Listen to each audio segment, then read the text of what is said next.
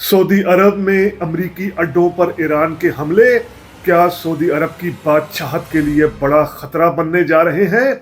Saudi अरब की बादशाहत ने जिस तरीके से मुख्तलिफ इलाकों को, हज्जाज को, असीर को, नजरान को, तबूक को अपने कंट्रोल में लिया हुआ है, क्या इन बादशाहों का कंट्रोल इन जगहों से ख़त्म हो सकता है, कोई ख़तरा हो सकता है। आज इसी जो सऊदी अरब जिस खतरे में है इसको समझने की कोशिश करते हैं रीथिंक विद उमर जावेद में। तमाम दोस्तों को रीथिंक विद उमर जावेद में वेलकम। सऊदी अरब पर जब जब रोज़ तकरीबन रोज़ाना की बुनियाद पर जो ईरान के हमले हो रहे हैं, जिनका मकसद असल में अमरीकी अड्डों को, वहाँ पर जो अमरीकी लॉजिस्टिक्स हैं उनको नुकसान पहुँचाना है, लेकिन उसके साथ साथ जो बात कही जा रही है कि क्या इन हमलों से जो सऊदी किंगडम है, अल सऊद ख़ानदान है, जो बादशाह है जिसने अपने नाम पर एक मुल्क का नाम रखा हुआ है, यानी सऊदी अरब अपने ख़ानदान के नाम पर रखा हुआ है, क्या वो ख़तरे में आने जा रहा है। तो इस हवाले से बिल्कुल ये ख़तरा हो सकता है। और ये ख़तरा क्यों हो सकता है हम ये फैक्ट्स के हवाले से, रेफरेंसेस के हवाले से पेश कर सकते हैं। सबसे पहले तो ये कि पाकिस्तान में जो कई उलमा इकराम अपने लोगों को, कई की मैं बात करूं, तमाम की बात नहीं कर रहा, कई उलमा इकराम जिस तरीके से बेवकूफ़ बनाते हैं कि ईरान ने जी रियाज पर हमला करके गलती की, ईरान ने सऊदी अरब के किसी मुकाम पर हमला करके गलती की, ये तो जी यहाँ पर मुक़द्दस मकामात हैं। अब ये बात उलमा इकराम चूँकि ना खुद हिस्ट्री जानते हैं और ना वो अवाम को किसी किस्म का कोई शऊर या तारीखी शऊर देना चाहते हैं, कई उलमा इकराम जो हैं पाकिस्तान के, मैं फिर तमाम की बात नहीं कर रहा।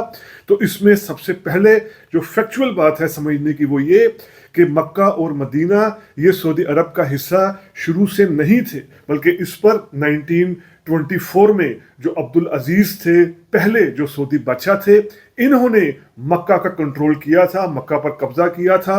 ये इससे पहले मक्का कंट्रोल में था हुसैन बिन अली के जो हाशमी रूलर थे। ये हाशमी रूलर असल में जो ओटोमन अंपायर थी, सल्तनत उस्मानिया थी, तुर्कों का कंट्रोल था।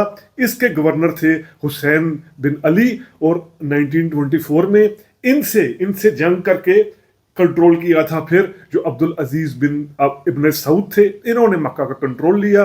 1925 में मदीना का कंट्रोल भी इसी तरह लिया गया और फिर 1926 में अब्दुल अजीज इब्न सऊद ने अपने आप को हज्जाज का भी हुक्मरान, हज्जाज का भी बादशाह डिक्लेयर कर दिया।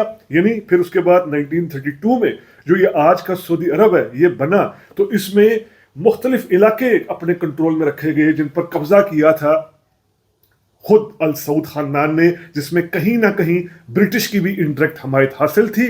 अब ये जो खुद इब्न सऊद है ये नजद के इलाके का है। नजद का इलाका हम कहें तो जो आज का सऊदी कैपिटल रियाज है, इसके इतराफ का और रियाज का जो इलाका है ये नजद का है।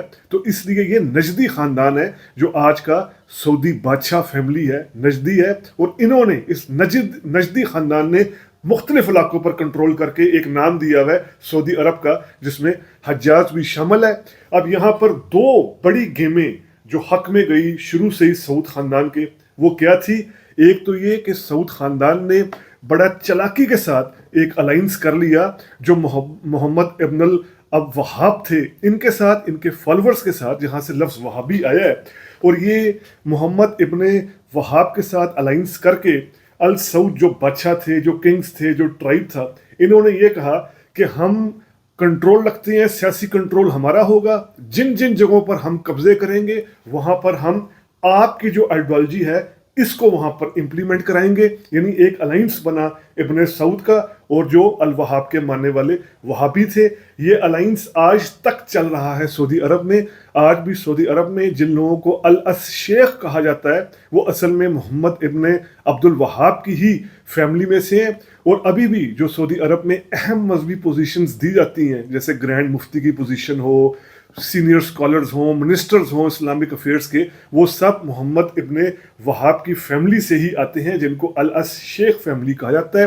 तो ये अलाइंस था इब्न सऊद ने, बड़ी सऊद ख़ानदान ने किया कि सारी सियासी ताकत हम रखेंगे और जो जिस तरह का मज़हब आप, आइडियोलॉजी आप चाहेंगे, हम वो प्रमोट करते रहेंगे। एक तो ये अलाइंस, और दूसरा 1933 में एक और बहुत बड़ा फ़ायदा हो गया इस सऊद ख़ानदान को कि सऊदी अरब में तेल निकल आया, ऑयल निकल आया। आप खुद जो अल सऊद खानदान था इसको तो पता भी नहीं था कि ये ऑयल होता क्या है, पेट्रोलियम होती क्या है, क्योंकि ये तो ऊँटों में रहने वाले बद्दू थे। इनको तो ना कोई तालीम थी, ना शऊर था, ना साइंस का कुछ पता था। तो इनको जब अमेरिकन ने बताया ये बड़ी कीमती चीज़ है, ये एक लिहाज से ब्लैक गोल्ड है, दुनिया इससे चलती है, इंडस्ट्री चलेगी, कारें, मशीनरी, एरोप्लेन वगैरह, तो फिर सऊदी अरब ने अमेरिका को ही कहा कि आप इस तेल को एक्सप्लोर करें और हमें पैसा देते रहें। तो सऊदी अरब ने पूरी जो ये ऑयल एक्सप्लोरेशन थी, ये standard oil of California company थी, इसको दे दी, जिसे बाद में आर्मेको का नाम भी दिया जाता है। अब ये आर्मेको जो है खैर सऊदी अरब के अपने कंट्रोल में है, लेकिन इससे अमेरिका को भरपूर फायदा दिया गया।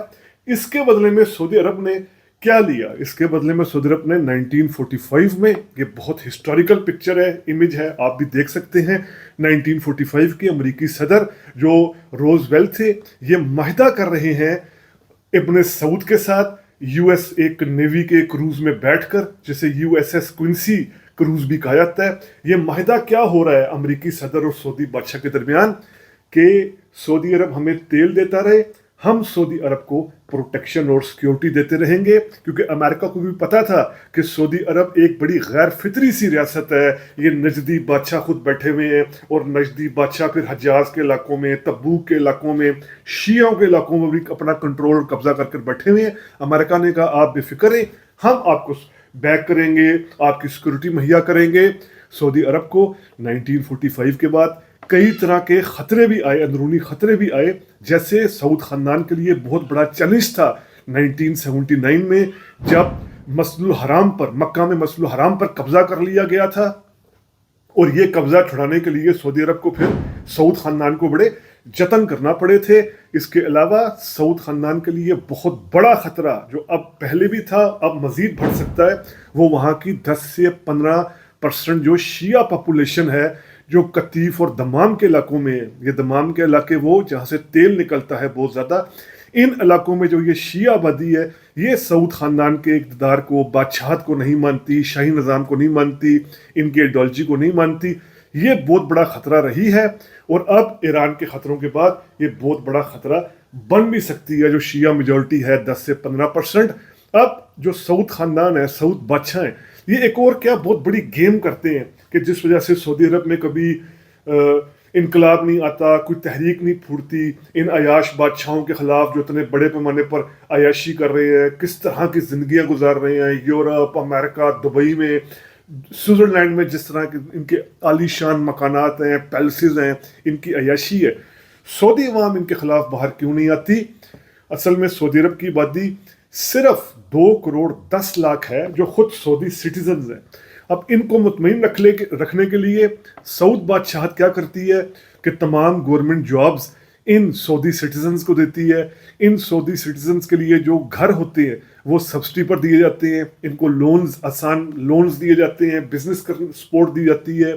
इन सऊदी सिटीजन्स के लिए एजुकेशन फ्री है, इनको स्कॉलरशिप्स दी जाती हैं, मुख्तलिफ प्रोग्राम्स दिए जाते हैं, हेल्थ केयर टोटली फ्री है, हॉस्पिटल्स के अंदर फ्यूल, इलेक्ट्रिसिटी, फूड, इन चीज़ों पर ज़बरदस्त तरह की सब्सिडी है, ना होने के बराबर है इनकी कीमतें। और प्लस ये जो कफाला सिस्टम है, कफील सिस्टम है, जिसमें जितने भी जो सऊदी अरब से बाहर से लोग आकर सऊदी अरब में काम करते हैं, तो वो किसी मुकामी सऊदी शहरी को अपना कफील बनाते हैं, और वो कफील फिर खूब लूटता है उस जो काम मेहनत करने वाला पाकिस्तानी होता है, इंडियन होता है, बांग्लादेशी होता है, किसी और मुल्क का होता है, उसकी मेहनत को खूब लूटता है जो सऊदी कफील होता है। तो ये कुछ ऐसे सिस्टम बंदोबस्त किए हुए हैं सऊद ख़ानदान ने अपने शहरियों को मुतमईन रखने के लिए। लेकिन अब ये ज़्यादा देर नहीं चलेगा, क्योंकि अब सऊदी मईशत का इन्हिसार तेल पर बहुत कम होता जा रहा है, मुख्तलिफ वजूहात की बिना पर। अमेरिका अपने एनर्जी रिसोर्सेज पर आ गया है, बाकी तेल के मुकाबले में एनर्जी के बाकी बहुत से रिसोर्सेज आ गए हैं। यही MBS को बहुत बड़ा ख़तरा है। वो अपनी मईशत को अब ऑयल की डिपेंडेंसी से बाहर निकालना चाहता है, क्योंकि अब सऊदी अरब में जो अनएम्प्लॉयमेंट है वो भी बढ़ रही है। खुद सऊदी सिटीजन्स के अंदर अनएम्प्लॉयमेंट 10 से 15% तक है, जबकि जो सऊदी अरब की यंग पॉपुलेशन है, यानी जो 35 साल तक, 18 से 35 साल तक की उम्र के लोग हैं, वो 30 से 35% हैं। इस पॉपुलेशन को ज़ाहिरी बात है अच्छी ज़िंदगी चाहिए, जॉब्स चाहिए, ایجوکیشن چاہیے جو اب سعود خاندان کے لیے مشکل ہوتا جا رہا ہے۔ MBS بھرپور کوشش کر رہا تھا ویژن 230 دے کر، کبھی جو نیام جیسے فیوچرسٹک میگا سٹی ہیں ان کو بنانے کی بات کی جا رہی تھی۔ اب جب ایران یہ حملے کر رہا ہے تو ظاہری بات ہے سعودی عرب میں اس طرح کی سیکیورٹی، اس طرح کی سرمایہ کاری، اس طرح کا کیپٹل، اس طرح کی جو ایک سہولت سمجھی جاتی تھی کہ سعودی عرب میں سرمایہ لگایا جائے، سعودی عرب میں اگر انویسٹمنٹ کی جائے کوئی خطرہ نہیں ہوگا، تو یہ اب سعودی عرب کا جو ایک سیکیورٹی فیس کے اعتبار سے، سیکیورٹی کے حساب سے تھا کہ یہاں پر کبھی کسی قسم کا خطرہ نہیں ہوگا، وہ سارا بلبلہ ختم ہو چکا ہے۔ یہی وجہ ہے کہ ایران کے حملوں سے سعودی عرب عملی طور پر الگ نہ ہو، تقسیم یعنی جو کنگز ہیں، سعودی عرب کے بادشاہ ہیں، ان کی حکمرانی ڈائریکٹ ختم نہ ہو، لیکن یہ ایٹ لیسٹ ایک فرق ضرور پڑے گا، اثر ضرور پڑے گا۔ سعودی عرب میں سرمایہ کاری متاثر ہوئے گی، بے روزگاری میں مزید اضافہ ہوگا، جو شیعہ پاپولیشن ہے اس میں انریسٹ مزید بڑھے گا، وہ مزید پہلے سے بڑھ کر احتجاج کریں گے۔ یہ سب چیزیں جو یہ ایک کھوکھلا سسٹم بنایا ہوا ہے سعودی عرب کے بادشاہوں نے، آل سعود فیملی نے، اس کو بڑی دراڑ لگ سکتی ہے۔ تو ہم یہی کہہ سکتے ہیں ان ریفرنسز کی بنیاد پر کہ ایران کے سعودی عرب پر حملے سعود خاندان کے لیے خطرے کا بیج ہو سکتے ہیں، خطرے کا آغاز ہو سکتے ہیں، اور سعود خاندان کا مستقبل ایک لحاظ سے خطرے میں آ سکتا ہے ان ایرانی حملوں کے بعد۔ تو یہ ایران کے جو مڈل ایسٹ کی وار چل رہی ہے، اس میں مختلف ممالک کے ساتھ ساتھ جو سعودی عرب پر حملے کیے جا رہے ہیں ان پر کیا گیا ویلاگ ری تھنک وتھ عمر جاوید کے پلیٹ فارم کے ذریعے آپ کے سامنے پیش کیا گیا۔ امید کرتے ہیں آپ کو ویلاگ پسند آیا ہوگا، اگر پسند آیا ہے تو کائنڈلی سبسکرائب کیجئے ری تھنک وتھ عمر جاوید۔ شکریہ۔